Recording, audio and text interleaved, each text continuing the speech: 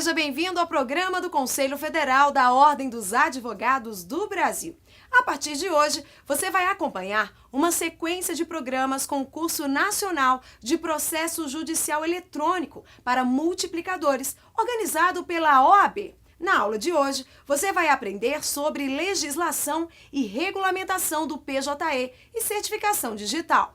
Você confere tudo isso agora no programa OAB Nacional.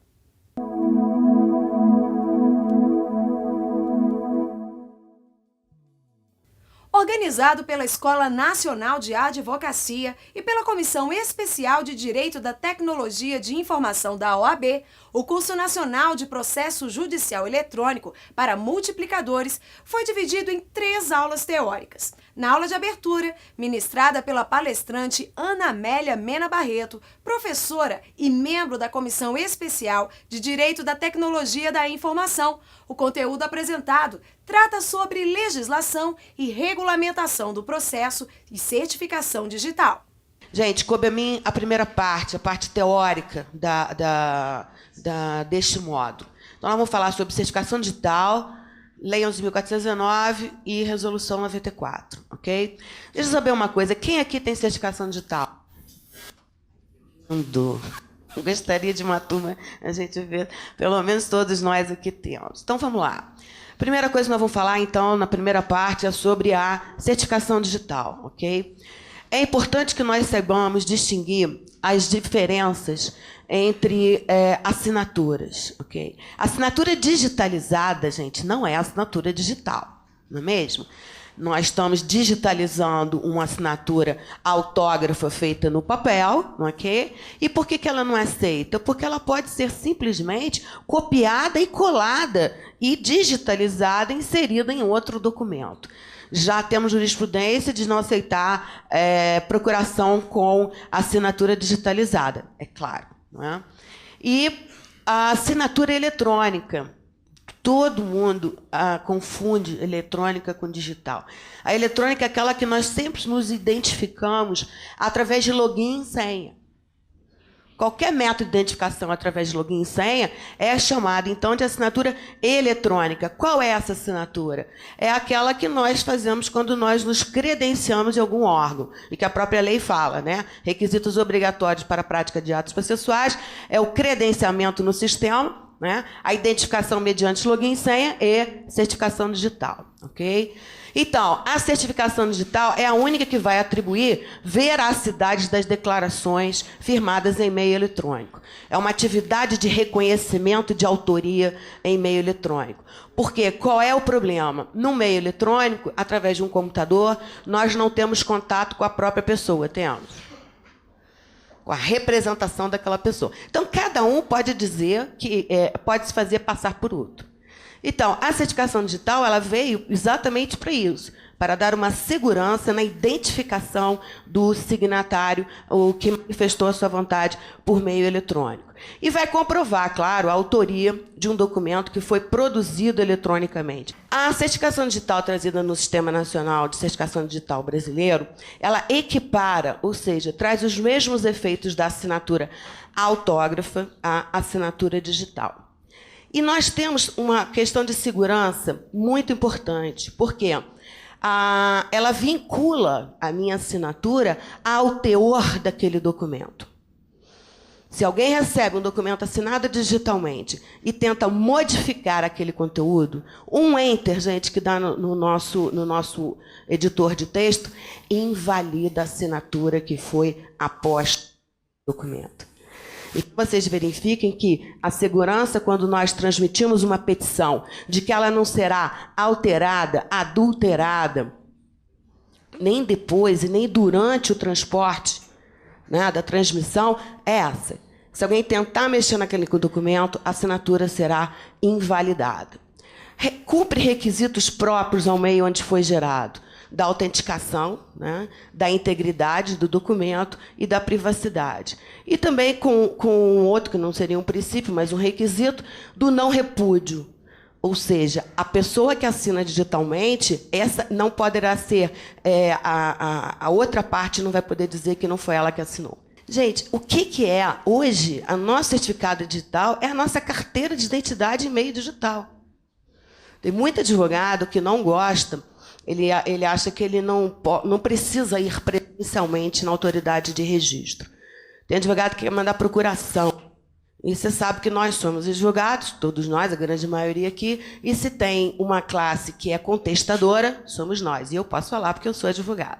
A autoridade certificadora é como se fosse um instituto de identificação. Em meio digital, esse é o papel que cumpre a autoridade certificadora. Mais ou menos vou explicar para vocês rapidinho, mas todos vocês, depois eu vou passar uma apostila também, como funciona isso, tá? Gerido por um comitê gestor com membros nomeados pelo presidente da República. E a autoridade certificadora raiz, ela é exercida pelo Instituto Nacional de Tecnologia da Informação, ou seja, é a autoridade máxima e a autoridade técnica que gere toda essa cadeia de certificação digital.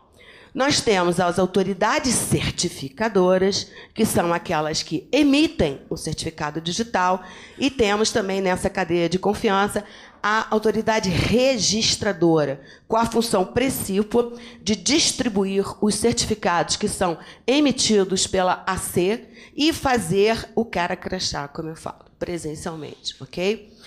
Finalmente, para o usuário. Então, o usuário ele vai comparecer presencialmente perante quem? A R. Né? E existem autoridades, como vocês estão vendo ali, AC, de primeiro e de segundo nível. Qual a diferença disso? A autoridade certificadora de primeiro nível, obrigatoriamente, tem que se credenciar no ITI. E tem as autoridades certificadoras de segundo nível. Só para vocês entenderem, a OAB é uma AC de segundo nível. Vinculada de primeiro nível, que é a da CertSign. Ou seja, quem pagou o credenciamento perante o ITI? Foi a CertSign. Né? Se a OAB detém competência privativa para identificar os inscritos, por que e-mail eletrônico ela teria que terceirizar isso? Porque para se credenciar na ICP Brasil, justamente por isso, é um valor altíssimo, sem falar na necessidade de cumprimento dos requisitos de ordem técnica, lógica, humana. E não é atividade fim da OAB. Nós saberíamos mexer com tecnologia, com todo esse aparato. Então, decisão do Conselho Federal, à época, foi esse. Né? Entrar na ICP, OAB, porque toda a legislação modernizada, né, passou a aceitar com exclusividade o certificado digital emitido pela cadeia de confiança da ICP Brasil. O que é interessante do certificado digital da OAB é que, por que eu tenho que comprar o certificado da OAB? Primeiro, é o certificado da nossa classe. Ela me identifica como advogado também. Então, nós podemos utilizar o certificado da OAB para os nossos atos da vida privada. Você não vai precisar ter um ICPF e um certificado da OAB. O certificado da OAB serve para tudo. O que aconteceu agora na OAB é que nós temos a possibilidade de emitir o nosso certificado não apenas na nossa carteira profissional, como no token. Aqui são as informações, claro que não são legíveis a olho nu, que que o computador lê. Tá? É o meu chip. Tem a chave pública do titular, qual é o formato do certificado, o nosso é A3 no Smart Card. O algoritmo da assinatura, o período de validade. É importante nós sabermos que certificado digital fora da validade não se assina documento. Não se consegue assinar o documento. Agora, o ITI está trabalhando com a autoridade certificadora de carimbo de tempo. E isso, para nós advogados, vai ser importantíssimo, porque vai me dar o quê? Do relógio atômico, vai me dar a hora legal de Brasília em que eu assinei. Nós temos prazo, às vezes nós temos contratos a cumprir, né? Aceitação, que horas que foi isso, que momento que foi esse. Então, a autoridade certificadora de carimbo de tempo, ela está chegando agora, e isso vai ser importante que nós também tenhamos isso para a nossa profissão. O nome do titular, o nome da autoridade certificadora que emitiu, ou seja, ao plugarmos o nosso dispositivo de certificação digital, São todas essas informações que estão disponíveis. E nós precisamos aprender a utilizar, a gerenciar o nosso certificado digital. Ok? Como eu falei, 3 anos. Quando acabar, certificado digital não se renova. Você compra, adquire um novo. Ok? E não é necessário trocar a carteira profissional. E no próximo bloco, você continua a assistir a primeira aula teórica do curso nacional de processo judicial eletrônico para multiplicadores. O programa OAB Nacional volta em instantes.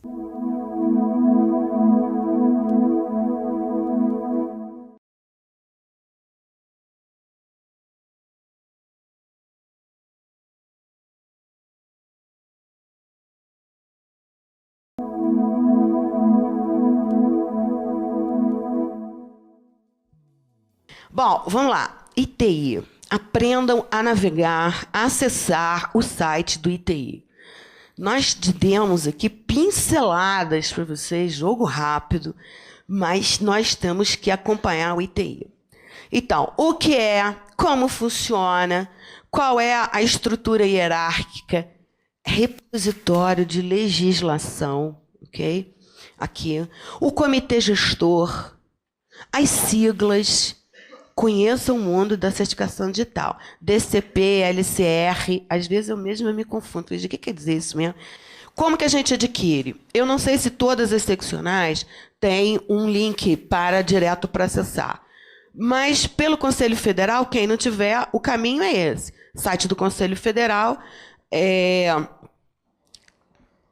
tá no rodapé, serviços, está lá escrito, certificado digital.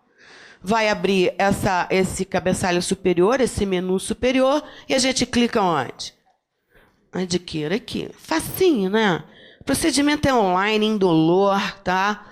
Olha ali. Clicamos ali e viemos para cá. Esse boneco simpático está falando, adquira aqui, tá? Em seguida, veja bem, vão pedir os nossos dados, e repara que eles pedem também a unidade da federação da seccional. Você vai dizer onde você vai estar. E outra coisa que é importante nós lembrarmos. Nós podemos advogar fora da nossa seccional originária em quantos processos em outra seccional? E no processo eletrônico? É a mesma coisa. Se alguém conta isso, não me pergunte. Eu já soube que contam. Né? Então, se eu estou inscrito, aí, Ana Amélia, eu tenho inscrição São Paulo, Minas e Rio. Eu tenho que ter certificado digital nos dois? Não. Porque eu estou inscrita, né, na outra seccional. Mas eu não preciso ter um outro certificado digital para aquela seccional. Nós criamos um modelo de chamarmos a R para trabalhar conosco. A R fica na casa do advogado. O advogado não tem que ficar procurando posto da CertSign. E nós tivemos um problema seríssimo lá, porque a CertSign não tem capilaridade para estar em todas as cidades. Então, o advogado ele tinha que sair da sua cidade para ir para outra, para agendar, para ir lá. Então, nós resolvemos esse problema como? Trazendo a R para a nossa casa. O advogado vai na casa dele. E fizemos também... eu estou comentando com vocês porque cada um tem sua realidade. A nossa realidade foi processo eletrônico amanhã com certificação digital. A OAB tinha que dar uma resposta para isso. Né? Eu tinha que levar, o Rio tinha que fazer o papel da OAB. Então, nós criamos, e até hoje existe, gente, a certificação digital itinerante. Então, olha, para que... esses são postos da CertSign, tá? Nós clicamos em cada estado. E, ao clicar, por exemplo, eu cliquei aqui no DF, vem lá, quais são os postos de atendimento. Então, isso é importante nós passarmos para os nossos advogados, os nossos alunos. Né? Aonde está, como é que compra. Porque, por incrível que pareça, a maior dificuldade é entrar aqui. Como nem tudo é perfeito, nós temos que instalar, essa aqui é especialmente chata para advogado, que advogado, por si só, detesta a tecnologia, que é instalar esses programas. Download da cadeia de certificação, são 4.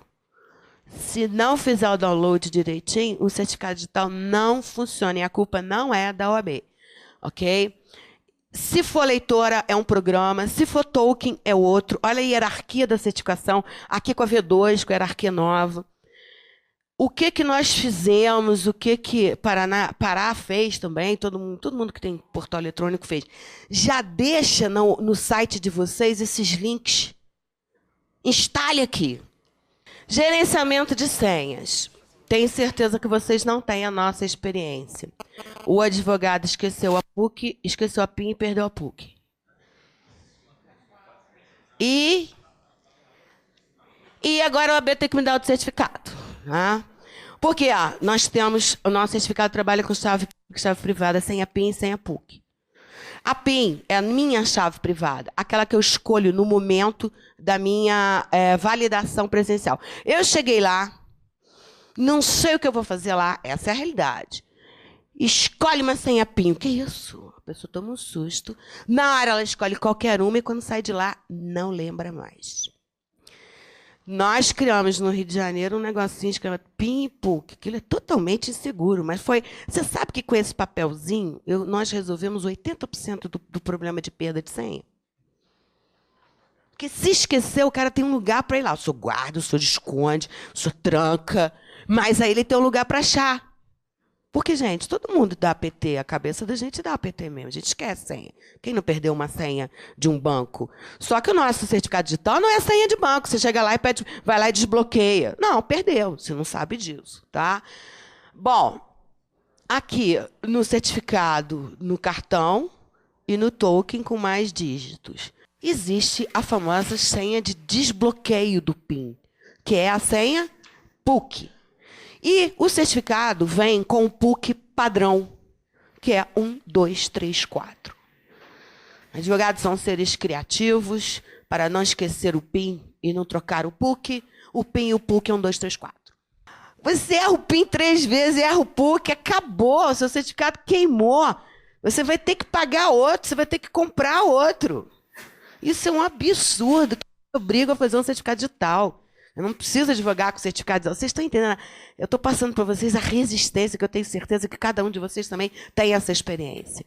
Então, importantíssimo, troca a senha PUC. Porque a PUC permite alterar o quê? Tu pode falar que o PUC é mais importante que o PIN. Não é? Porque o PUC troca o PIN. Não é? E a pessoa assina em seu nome. Vocês entenderam o perigo do compartilhamento da senha PIN, da senha privada? Infelizmente, essa tem sido uma prática recorrente na advocacia. Só se garante a segurança na certificação digital com o sigilo da chave privada. E se alguém compartilha a senha pelo termo de compromisso que nós assinamos, não sei se alguém leu, tá? Estava lá. A sua chave privada é pessoal e intransferível, respondendo o titular pelos atos praticados, eventualmente praticados por terceiros. Bom, se houver a suspeita de comprometimento da chave privada, você perdeu o seu certificado. O que você vai fazer? Você vai avisar para bloquear. Ou, geralmente, era presencialmente na R. Agora pode ser que tenha mudado.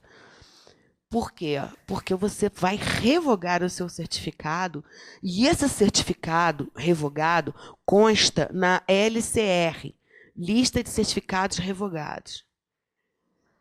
Se não constar da LCR, qualquer pessoa pode utilizar o seu certificado. Você pode ter uma ou outra pessoa se fazendo passar por você.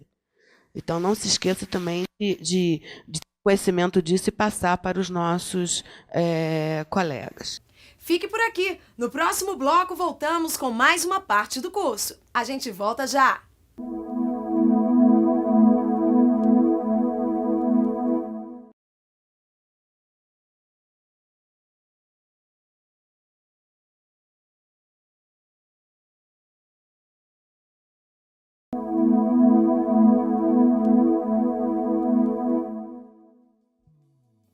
Então, vamos lá. Evolução legislativa. Gente, isso aqui não aconteceu do nada, certo? Foi indo. E um dia chegou. Quando eu vejo advogado falar para mim que o processo eletrônico está indo muito rápido. Gente, a lei de 2006, vigendo a partir de março de 2007. Quem é que está atrasado aqui? Os tribunais, a partir dessa lei, poderão criar sistemas informatizados de fluxo de processo de tramitação eletrônica. E eles foram indo. E a gente não acreditou que eles realmente chegassem lá. E chegaram. Novos princípios processuais. Um deles é a aproximação dos sujeitos processuais através de uma transmissão eletrônica de dados. São usuários internos e usuários externos. Eu já vi advogado falando que agora advogado, o nome mudou para usuário. Ele estava aborrecido com isso. Né? Os usuários internos são quem? Os serventuários, os juízes. E os usuários externos somos nós e as partes. Tá? Ou seja, se antes eu comparecia à sede do tribunal para protocolar a minha petição, agora a sede do tribunal é um sistema informatizado. Vai entrar hacker. Não acredito, hacker pega todo mundo. Qual é a segurança que nós temos? Primeiro, obrigatoriedade dos sistemas dos tribunais aplicar regras de segurança da informação. Uma delas é a redundância. Ou seja, está tudo no mesmo lugar, haverá um backup. Que a regra do backup é nunca um só e nunca no mesmo lugar, não é verdade? Porque só existem dois tipos de usuário. O que já perdeu tudo e o que ainda vai perder. Não tem outro. Né? Então, espero que eles também tenham a redundância. Por que não tem o problema que fala que vai entrar hacker? Assim como a Receita Federal, ninguém está peticionando por e-mail, certo? Ninguém está enviando a sua petição através de um sistema de mensagens eletrônicas. Nós estamos acessando o portal do tribunal na qualidade de um usuário autorizado, mediante credenciamento e aquisição de login e senha, e ali, naquele ambiente, eu transmito a minha petição. Não é assim que a gente faz com o imposto de renda? Então, a tramitação, gente, olha lá, é toda por meio eletrônico. O advogado tem assinatura digital, o processo autuado automaticamente, o juiz também despacha por assinatura digital, as audiências, os termos são todos registrados no processo, as partes recebem as intimações. Esse e-mail é péssimo, mas é em caráter informativo. E, no fim, todos o armazenamento digital dos autos. Né? Prática de atos processuais, requisitos obrigatórios, prévio credenciamento no tribunal, ou seja, adquirir login e senha e assinatura eletrônica. Isso é exigência da lei, mas presta atenção, eu já tenho meu certificado digital, eu já compareci presencialmente perante a autoridade de registro, porque eu tenho que ir lá pegar login e senha. Então, hoje, Tribunal de Justiça você não precisa mais. E isso que nós temos que lutar para todos os sistemas. Se já há uma comprovação inequívoca de que eu sou eu mesma, eu não tenho que comparecer lá presencialmente. Como são nos tribunais superiores também. Então, assinatura eletrônica aqui, login e senha. Tempestividade. Se a internet não fecha, 23,59,59. Que ninguém vai esperar esse momento, concorda? Gosta de viver perigosamente. O sistema tem uma capacidade de assimilação. Né? Se o sistema está recebendo muitos chamados, digamos assim, haverá, com certeza, um interregno de tempo que poderá ser importante entre o envio e o efetivo recebimento pelo sistema informatizado. Eu já falei, no escritório tem que começar a modificar esse horário de peticionamento e passando para de manhã, Márcio. É ao contrário, de manhã manda tudo. Dia e hora do recebimento pelo sistema. Dia e hora. Se o sistema não me gera um protocolo, a petição não foi protocolizada. Hora oficial de Brasília para contagem de prazo. Tá? Resolução 94 mudou isso. Hein? Vou mostrar para vocês. É para o horário do órgão para qual está sendo enviado o ato processual. Dica: sincroniza o seu equipamento com a hora legal de Brasília. Entra lá no site do Observatório Nacional, on.br. Tem aqui, olha só, sincronismo público. Tá vendo? Acerte o seu computador para fazer pela internet e faz o download da sincronização. DJE. A criação do DJE, a partir da Lei 11.409, foi a responsável pelo atestado de óbito do DOL. Lá estava entre os considerandos, considerando que, em decorrência da Lei 11.409, todos os tribunais podem ter o seu próprio DJE, seu próprio DJ, né? Então, acabou a impressão em papel. Contagem de prazo do DJE. Início, primeiro dia útil seguinte à da data da publicação. O que se considera a data da publicação? Eu apago isso, eu deleto. O mais importante é o de cima. É a data da disponibilização da informação no DJE. É mais complicado, né? Vamos ficar só com a parte de cima? Primeiro dia útil seguinte à da data da publicação. Ok? Fazer o test drive aqui, ó. Publicou segunda, disponibilizou 14 de março. A disponibilização é importante para nós? É só a publicação. Primeiro dia útil seguinte à da data da publicação. E se for sexta, começa a segunda. Isso é importante a gente fazer esse test drive com os advogados também. E o início do prazo, então, aqui passa a correr na quarta-feira. A comprovação da indisponibilidade do sistema pela advocacia. Por quê? Porque o registro da indisponibilidade, ele só é disponibilizado depois. Depois eu já não sei se vou perder, se vai prorrogar, se não vai prorrogar. Tá? E olha aqui, ó, primeiro dia útil seguinte à solução do problema. Alguém avisa que saiu e alguém avisa que voltou? Você vai ter que ficar lá em plantão absoluto, olhando que dia que ele voltou? Isso é um problema, né, Márcio? Que dia voltou? Não coloca. Olha aqui um relatório de disponibilidade. Só publica, só registra depois que ela aconteceu, tirando a programada. Tá vendo? Olha lá a última, que linda. Só sai do ar. Problema técnico. Atenção, retorno do sistema dia 17/5 às 17 horas. Repara que hora que ele saiu? 0 hora, 3 horas que eu não estou vendo aqui. E o advogado fica, meu prazo foi, meu prazo não veio, repara. E eles não registram que está fora do ar. Isso dá uma insegurança jurídica para nós muito grande, certo?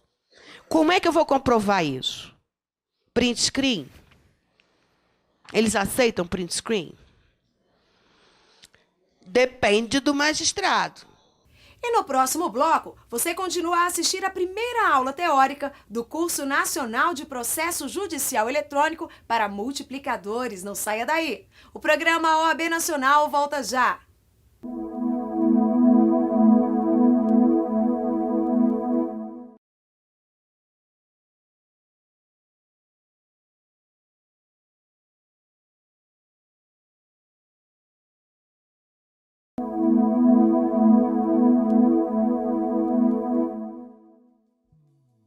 Vamos lá. Citação e intimação. Um dia, o sonho de consumo é que as citações sejam feitas por meio eletrônico. Por enquanto, ainda não acontece, né? Todas através do portal do tribunal. E será considerado vista pessoal se todas as peças que integram o processo estiverem visíveis. Intimação eletrônica para os usuários cadastrados no sistema. Presta atenção, cadastrado no sistema habilitado nos autos. São novos termos que nós temos que aprender a conviver. Então, você clica lá, tá? E dispensada a publicação no DJE. Isso é o que diz a lei. Ou seja, clicou, abriu. Em atos urgentes, por determinação do magistrado, em que ele considere que a intimação eletrônica possa vir causar prejuízos às partes, ele pode determinar que essa intimação seja feita por outro meio para que, com a finalidade de atingir a citação. Prazo de intimação no portal. No dia que o advogado efetivar a consulta. No dia que o advogado clicar. Você tem 10 dias para clicar. Se não clicar, você está autoclicado. Automaticamente realizado, então, no prazo de 10 dias, em caráter informativo, desde que expressamente requerido, poderá o tribunal enviar um e-mail. Emissão do recibo eletrônico de protocolo. Tem algum sistema que nós estamos procurando ele. Inicial obrigatório. Se o seu cliente não tiver, senta com ele do seu lado e tira o CPF no site da Receita. Tá? Autos suplementares, dispensada a formação, claro. Quem é que vai ter o auto suplementar? O Fred vai falar disso. Nós, fazer um backup. Validade do documento produzido eletronicamente. Garantia de origem, equivale ao documento original, desde que ele esteja assinado digitalmente com um certificado emitido por uma autoridade certificadora credenciada na ICP. Documento digitalizado, idêntica à força probante dos originais, salvo hipótese de adulteração, que possa ter ocorrido antes ou durante o quê? O processo de digitalização. Tá lá, guarda do documento original. Nós somos obrigados a guardar. Original depositado em cartório. Acabou para nós aquele mantra de cliente falar: eu deixei esse documento com o senhor, doutor. Não, eu entreguei para o senhor. O cliente chegou no seu escritório, digitaliza tudo, entrega para ele, assina aqui, ó. Declaro que recebi os originais e que eu sei que eu tenho que guardar durante esse prazo. Entrega para ele. Inviabilidade de digitalização por grande volume ou por ilegibilidade. 10 dias apresentado em um cartório, mas tem que ser, gente, expressamente requerido. Já tem decisão de tribunal não aceitando, indefinindo a juntada. Por quê? Não foi requerida. Obrigação do Poder Judiciário disponibilizar equipamentos de acesso à rede mundial de computadores. Várias seccionais tiveram que entrar no CNJ, inclusive a OAB Rio, com a Federal e com Tribunal de Justiça. Só pode instituir a obrigatoriedade do peticionamento eletrônico desde que o Poder Judiciário disponibilize equipamentos, tá? De digitalização e de acesso à internet. Não é uma faculdade, é uma obrigação. O que nós temos visto é que estão jogando isso nas costas. A OAB pode e deve fazer também. Conservação e proteção, tá? Dos autos, sempre com a adoção do sistema de segurança. A procuração pode ser assinada digitalmente. Aí vai ser, mas o meu cliente é obrigado a ter... Não, gente, se ele tiver a certificação digital, ele pode te mandar uma procuração assinada. Magistrado também, né? Assina, nós não temos ACOAB, eles têm ACJus. Atos praticados do juiz na frente do juiz podem ser produzidos e armazenados digitalmente e o termo é assinado por todo mundo. Tá? Menos a ata do PJE, que advogado não existe. As comunicações oficiais, preferencialmente por meio eletrônico, né? Uma OT digital, carta precatória eletrônica, acho isso ótimo, carta itinerante eletrônica, eu acho isso muito bom. E eu estou correndo um pouco, tá? CNJ tratou da publicidade do processo eletrônico na resolução 121 de 2010.